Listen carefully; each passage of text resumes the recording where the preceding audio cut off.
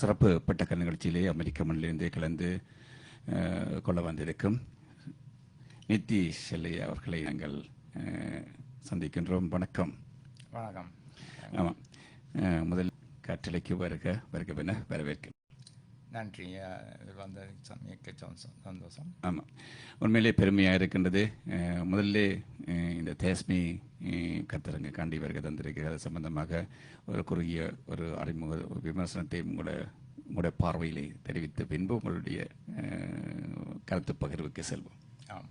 So டாஸ்மி மாநாட்டுக்கு நான் ஒரு 10 வருஷமாக வந்து கொண்டிருக்கிறேன். கொரோனாவுக்கு முதல் நாங்கள் நேரடியாக வந்து பங்கேற்றினான். கொரோனாவுக்கு பிறகு 2 வருஷம் ஆன்லைனில் போய் இப்போ ஹைப்ரிடாக நடக்கிறபடியால் நேரடியாக வரக்கூடிய சான்ஸ் இருக்குது. மிக்க நிலைமை என்னென்றால் நான் இந்த உடைய பிஹெச்டி செய்தான் இம்யூனாலஜியில். இப்போ நாங்கள் மெடிக்கல் ஃபீல்டில் இருக்கிறபடியால் அதுவும் ஒரு பார்ட் ஆஃப் த கான்ஃபரன்ஸ். இப்போ அதோட சம்மந்தமாய் ஆக்களை மீட் பண்ணலாம், லேர்னிங் ஆப்பர்ச்சுனிட்டி மற்றது இப்போ இலங்கை இந்தியாவிலேருந்தும் ஆக்கள் ப்ரெசன்ட் பண்ணுறபடியால் அது ஒரு உற்சாகத்தை எனக்கு தெரியுது. அவை அந்த ரிசர்ச்சுகளையும் லேர்ன் பண்ணலாம் என்றும் அந்த சந்தோஷத்தில் இந்த முறை கூட ஆக்களையும் வந்து ப்ரெசென்ட் பண்ணவே அதால் மிக்க சந்தோஷம் எனக்கு இதில் பார்ட்டிசிபேட் பண்ணுறேன். பெருமை.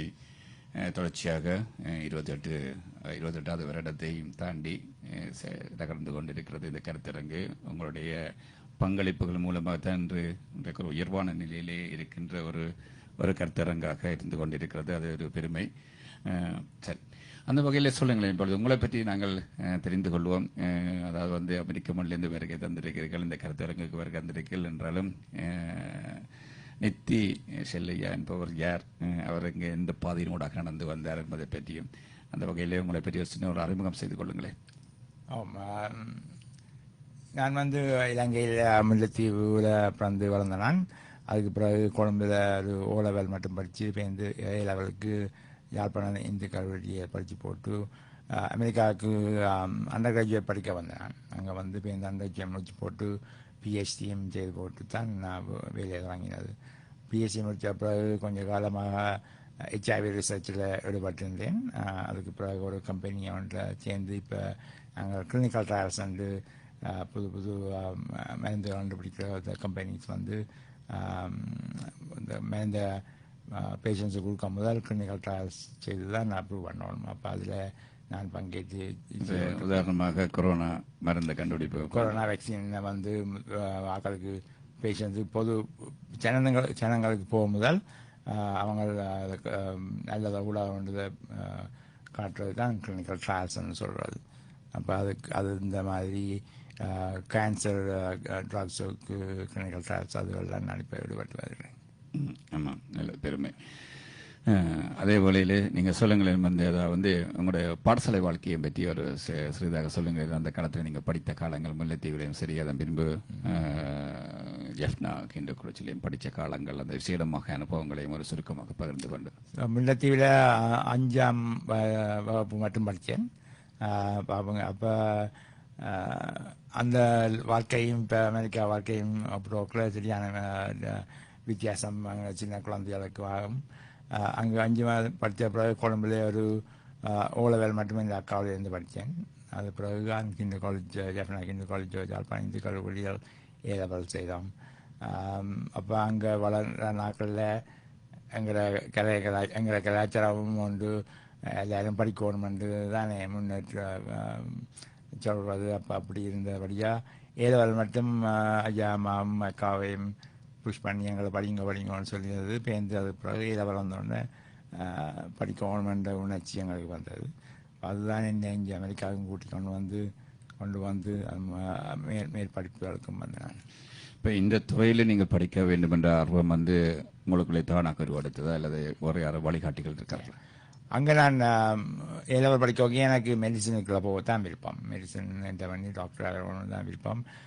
அந்த சான்ஸ் கிடைக்கல. அதால் இங்கே அமெரிக்கா வந்து மெடிசன் செய்யறா காசும் கிணக்க. இப்போ அதோட தொடர்புடைய ஏதாவது ஒரு ஃபீல்டு தான் படிக்கணுமென்று நினைச்சு தான் நான் இம்யூனாலஜியில் சேர்ந்தேன். நான் இப்போ இம்யூனாலஜி வந்து இம்யூன் சிஸ்டம் வந்து கிட்டத்தட்ட மெடிக்கல் அது மாதிரி தான் அதில் பிஎஸ்சி செய்து அதால் ஏதாவது கிட்டத்தட்ட மருந்துகள் கண்டுபிடிக்கிறது அல்லது மருந்துகளுக்கு உதவுற அந்த அந்த ஆசை தான் இங்கே ஒன்று இருந்தது. ஆமாம். உங்களுடைய இந்த வேலை சம்பந்தமான விசேடமாக குறிப்பிடக்கூடிய எக்ஸ்பீரியன்ஸ் ஏதாவது இருக்கிறதா? நான் பிஎஸ்சி முடித்த உடனே அந்த நாட்களில் தான் ஹெச்ஐவி இன்ஃபெக்ஷன் கூடிக்கொண்டுள்ளது. அப்போ அதில் எனக்கு வெளியான விருப்பம் ஹெச்ஐவியில் செய்யணுமென்று அந்த ரிசர்ச்சில் போய் சேர்ந்தேன் நான். இப்போவும் ஹெச்ஐவிக்கு ஒரு மருந்தும் இல்லை. ஆனால் அந்த நேரத்தில் அது முயற்சி எடுத்துனாங்க எங்களோட லேப்லையும் அதற்கு ஏதாவது செய்யலாமோன்னு செய்து வந்து தான் வந்து கொண்டிருந்தது. இப்போ வந்து கவர்மெண்ட் ஃபண்டிங் தான் எங்களுக்கு அரசாங்க யூனிவர்சிட்டியில் படிச்சிங்கன்னா கவர்மெண்ட் ஃபண்டிங் வேணும். ஃபண்டிங் கொஞ்சம் குறைஞ்சதால் தான் நான் அந்த ஃபீல்டை விட்டுட்டு ஒரு கம்பெனியான சேர்ந்தேன். அப்படி எந்த மெடிக்கல் ஃபீல்டோ அந்த கிளினிக்கல் ட்ரையல்ஸ் அதில் வந்து நான் ஈடுபட விரும்பி தான் இந்த கம்பெனியை சேர்ந்துருக்கேன். இப்போ இந்த ஆய்வு கூடங்களில் நீங்கள் செய்யும் பொழுது ஆய்வுக்கூட அனுபவங்கள் எப்படிப்பட்டது? அந்த சில ஆராய்ச்சியில் ஈடுபடும் பொழுது அவற்றை இப்போ நீங்கள் பிஎஸ்சி செய்யும் பொழுது ஒரு ஆராய்ச்சியில் ஈடுபட்டிருப்பீங்க. அந்த ஆராய்ச்சிகளில் ஈடுபடும் பொழுது உங்களுடைய ஆய்வுக்கூட அனுபவங்கள் எவ்வாறு இருந்தது? ஸோ அப்போ ஆய்வுக்கூடம் அந்த ரிசர்ச்னு சொல்லக்குள்ள கூட அகடமிக் ரிசர்ச்னு சொல்லக்குள்ள இந்த ஒரு அனுபவம் என்னென்றால் முதல் தரம் செய்து பெர்சிவியரன்ஸ் சொல்லுவாங்க. திருப்பி திருப்பி செய்து விடாமுயற்சி அதெல்லாம் முக்கியம். அப்போ இப்போத்த ஜெனரேஷனோ புது ஆக்கள் ஆராய்ச்சி செய்ய விரும்பினால் அதுதான் சரியான இம்பார்ட்டன்ட். ஐ திங்க் பெர்சிவியரன்ஸ் சொல்லி திருப்பி முன்னேற்றம் முயற்சி சளைக்காமல் செய்து கொண்டிருக்கோம். அதுதான் மிக மிக முக்கியமான ஒரு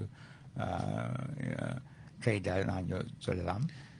ஆனால் இந்த ஆராய்ச்சியில் ஈடுபடும் போது தளர்ச்சியால் ஏற்படுவதற்கு சந்தர்ப்பம் இருக்கிறதா? ஆமாம், நிறைய வரும். அது நாங்கள் நினைக்கிற மாதிரி போனோடனே செய்த ஓட்டு எல்லாம் சரி பெறுமென்றது அதுதான் சரியான அதுக்காக போட்டு வந்தீங்கன்னா உங்களோட வாழ்க்கையிலையும் கணக்கு அனுபவம் பெறும்.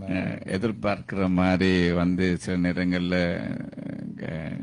உங்களுக்கு அந்த ஆன்சர் கிடைக்குமா?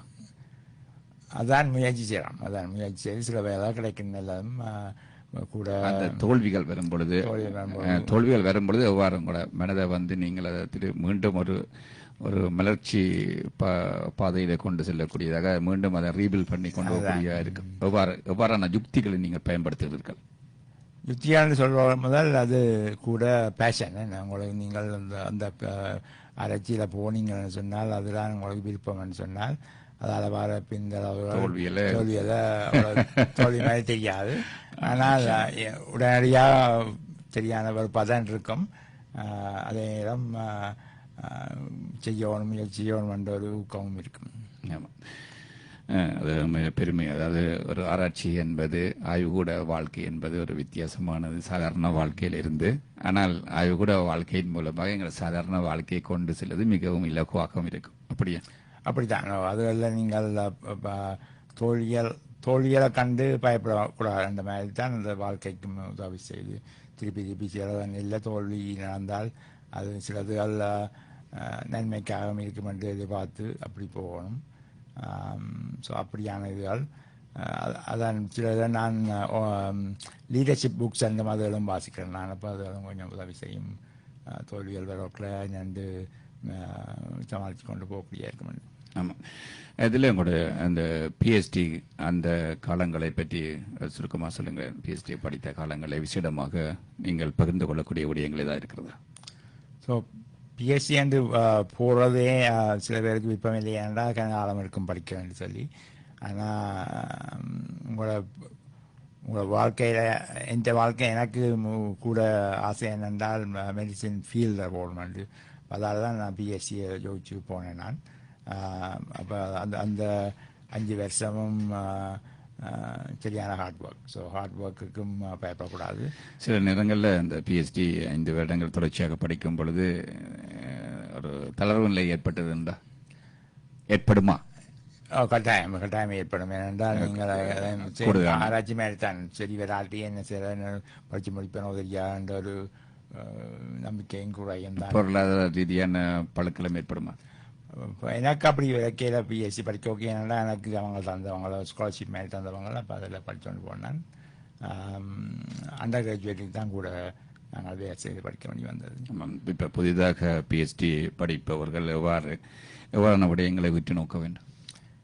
அதான் மெயின். இது பெருசாக நீங்கள் ஒரு ஆராய்ச்சி செய்யக்குள்ள அந்த ஆராய்ச்சி இந்த என்ன செய்ய போகிறீங்கன்றதை எடுத்தீங்கன்னு சொன்னால் அது சரியான விருப்பமாக இருக்கும் உங்களுக்கு, எல்லாத்தையும் செய்யாது. அதுதான் இப்போ நான் என்னை பொறுத்தவரை அந்த பேஷன்ன்றது இருக்கணும். அது இல்லாமல் போய் பிஹெச்டி செய்தால் ஒரு நாளும் சந்தோஷமாக செய்ய மாட்டீங்க. அப்போ விரக்தியாக தான் இருக்கும். அப்படின்றா முடிக்கிறாது அந்த பிஹெச்டி லெவல். எய்ம் அடையணும், வச்சு செய்யணும். அந்த கோல் அடைய வேண்டும் என்று அந்த முடிவில் எந்த ஒரு மாற்றமும் இல்லாமல் கூடுதலாக இப்பொழுது உங்களுடைய பார்வையில் இப்போ மாணவர்கள் கூடுதலாக அந்த பிஹெச்டியை நோக்கி கூடுதலாக ஈடுபடுகிறார்களா? என்ன நான் அறிஞ்ச வரையில் சரியான குறைவு இப்போ. ஏனென்றால் அவை இப்போத்தைய ஜெனரேஷன் கூடுதலான நேரங்களில் படிக்க உடனே பதில் வேணும். இப்போ அதெல்லாம் குறைஞ்சு போயிடுமாம். ஆனால் இப்பொழுது இந்த பிஎஸ்சி படித்தல் இலகுவான முறையாக்கப்பட்டு தானே இருக்கிறது. இப்பொழுது இந்த ஆன்லைனை பாவிக்கலாம், சிஸ்டத்தை பாவித்து தகவல்களை ஈஸியாக இலகுவான முறையில் எடுக்கக்கூடிய இருக்கு. ஆனால் ஆராய்ச்சின்னு சொல்லோக்கெல்லாம் நீங்கள் அப்படியும் பிஹெச்டி முடிக்கோக்கெல்லாம் ஆராய்ச்சியில் லேபில் போய் செய்யணும். இப்போ அது அப்படியும் நாளம் எடுக்கும் தான். ஓகே, அதான் உங்களோட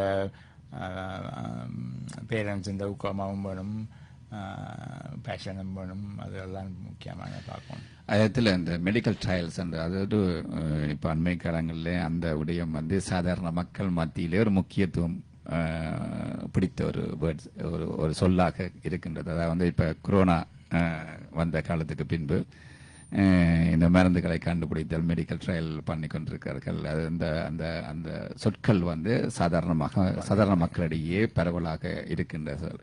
அந்த பகுதியிலே நீங்கள் பணியாற்றி கொண்டிருக்கிறீர்கள். அந்த அந்த அந்த பணியை நீங்கள் விரும்பி எடுத்ததுக்கான காரணம் ஏதாவது இருக்கிறதா?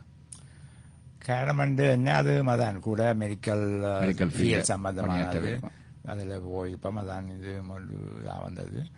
ஆரம்ப காலத்தில் நீங்கள் இப்போ எவ்வளோ காலமாக நீங்கள் பணியாற்றி கொண்டிருக்கீங்க? இப்போ நான் ஒரு 5 வருஷமாக இந்த இருக்கிற கம்பெனியில் வேலை செய்கிறேன். அந்த மெடிக்கல் ட்ரையல் ஃபீல்டுக்கு எவ்வளோ காலமாக? அது ஒரு 8 வருஷம். 8 வருஷமாக. ஆரம்பத்திலேருந்து இன்று வரையும் அந்த 8 வருஷ காலத்தில் ஏதாவது குறிப்பிட்டு சொல்லக்கூடிய விசேடமான அனுபவங்களே இருக்கு? நான் வேலை செய்கிற கம்பெனி நாங்கள் சர்வீஸ் கம்பெனின்னு சொல்கிறோம். இப்போ நாங்கள் எங்களுக்கு எங்கள் கம்பெனிக்கு இந்த ஃபார்மசூட்டிக்கல் பயோடெக் கம்பெனி ஒரு கான்ட்ராக்ட் தருவாங்க. அப்போ நாங்கள் அதை எடுத்து அந்த கிளினிக்கல் ட்ரையல் செய்கிறது. இப்போ சில இதுகள் நாங்கள் வெளியில் சொல்லல, அது என்ன செய்கிறோம்னு சொல்ல முடியாது. ஆனால் நாங்கள் செய்தேன்னு சொல்லுவாங்க. நாங்கள் பார்ட்டிசிபேட் பண்ண சில கிளினிக்கல் ட்ரையல்ஸ் அப்ரூவ் பண்ணப்பட்டும் இருக்குது. இந்த கார்டி ட்ரையல்ஸ் கேன்சர் ரிசர்ச்சுக்கு அது அதில் ஒரு பகுதி நாங்களும் செய்தாங்க. அது அப்ரூவ் பண்ணி இப்போ FDA அப்ரூவ் பண்ணியிருக்கு. அது சரியான முன்னேற்றம். அப்போ எங்களை பெயர் வழியில் வராட்டியும் எங்களுக்கு தெரியும் நாங்களாம் செய்த அந்த ஒரு சந்தோஷமும் இருக்கும். நாங்கள் செய்கிறதால கணக்கு பேஷண்ட்ஸ் அந்த மருந்து கிடைக்கும்னு சொல்லி உண்மையிலே தொடர்ச்சியாக நீங்கள் அந்த ட்ரையல்ஸை ஈடுபட்டு கொண்டிருக்கிறீர்கள், அப்படித்தான்? ஆமாம், நாங்கள் தான் இருக்கோம். ஆமாம். அதே வழியில் சொல்லுங்கள், குறிப்பாக சொல்ல போனால் உங்களுடைய உயர்வுக்கு பின்னாலே யாரெல்லாம் உங்களுக்கு உந்து சக்தியாக இருந்தார்கள்? சின்ன வயதில் ஐயா அம்மாங்கிற அவையில் படிக்கன்னு சொல்லி ஊக்கமளித்தது.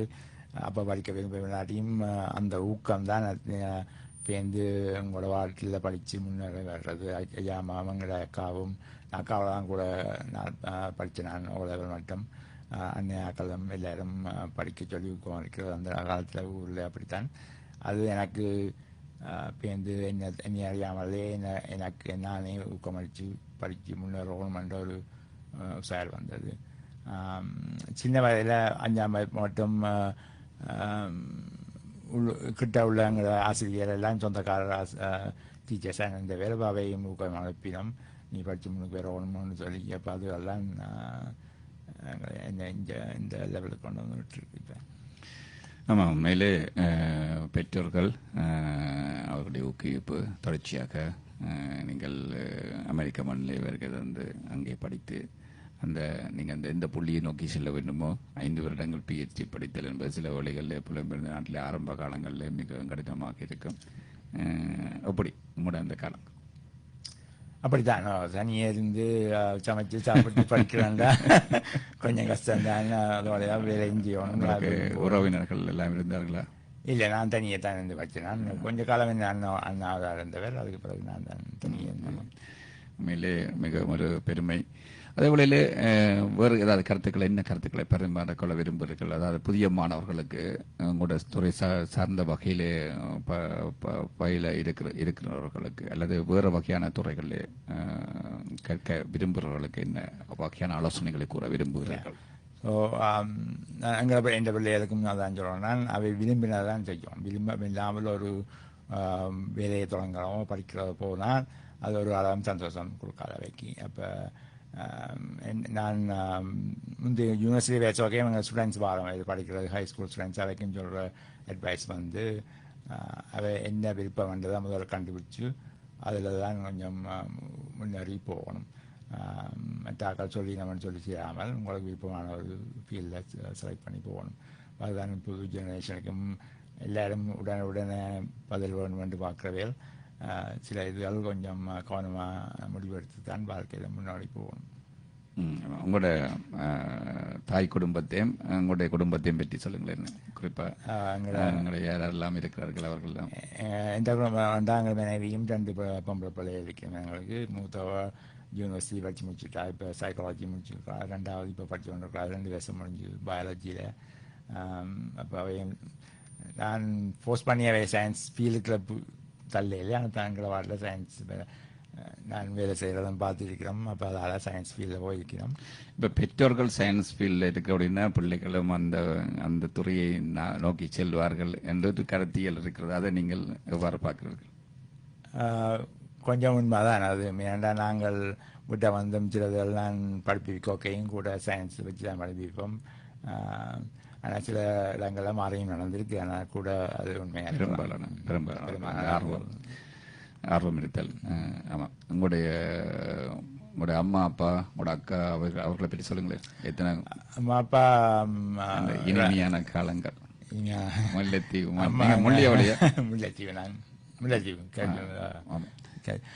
அம்மா நான் சின்ன வயதிலே நான் 10 வயதிலே அம்மா இறந்துட்டா.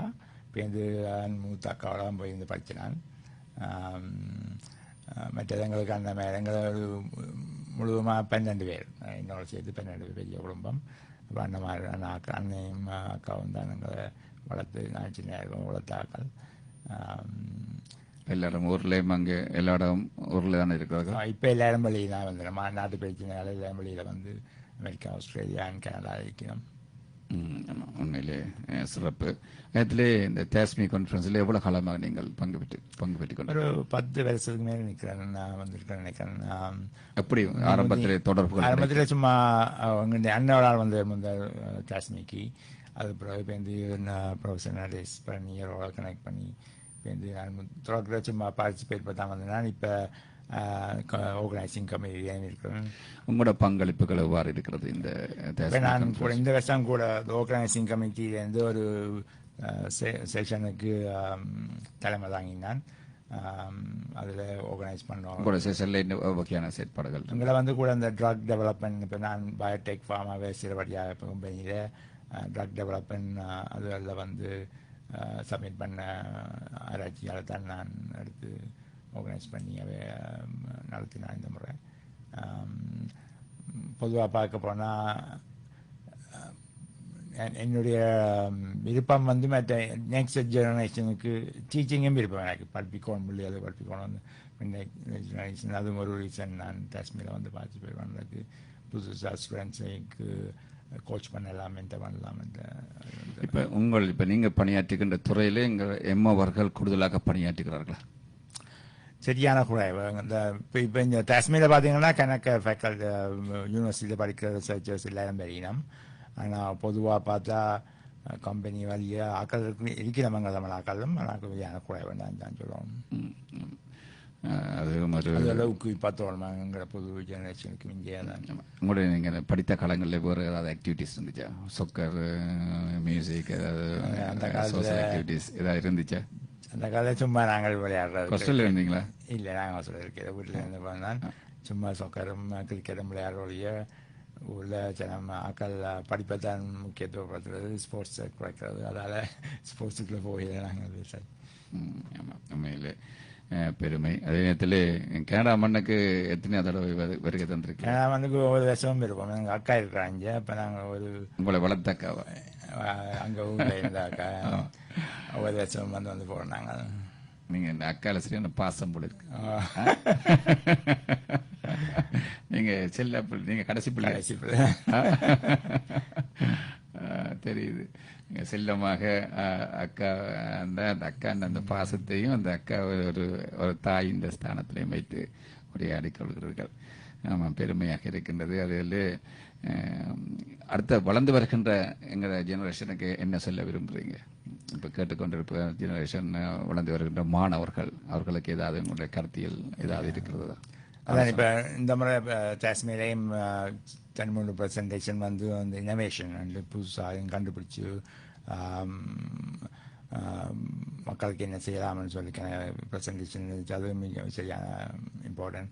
புது ஜெனரேஷன் வந்து இனோவேஷன் என்ன செய்யலாம்ன்றாவே கொஞ்சம் பேஷனேட் இருக்கணும். இனோவேஷன் சொன்னால் புதுசாக கண்டுபிடிக்கணும், ஏதாவது புதுசாக சொசைட்டிக்கு என்ன செய்யலாம்ன்ற இதில் யோசிக்கணும். அதெல்லாம் எல்லாத்தையும் நாங்கள் வந்து வளர்ந்த ஆக்கள் நாங்கள் ஊக்குவிக்கணும். அதையும் எல்லா வகையிலையும்.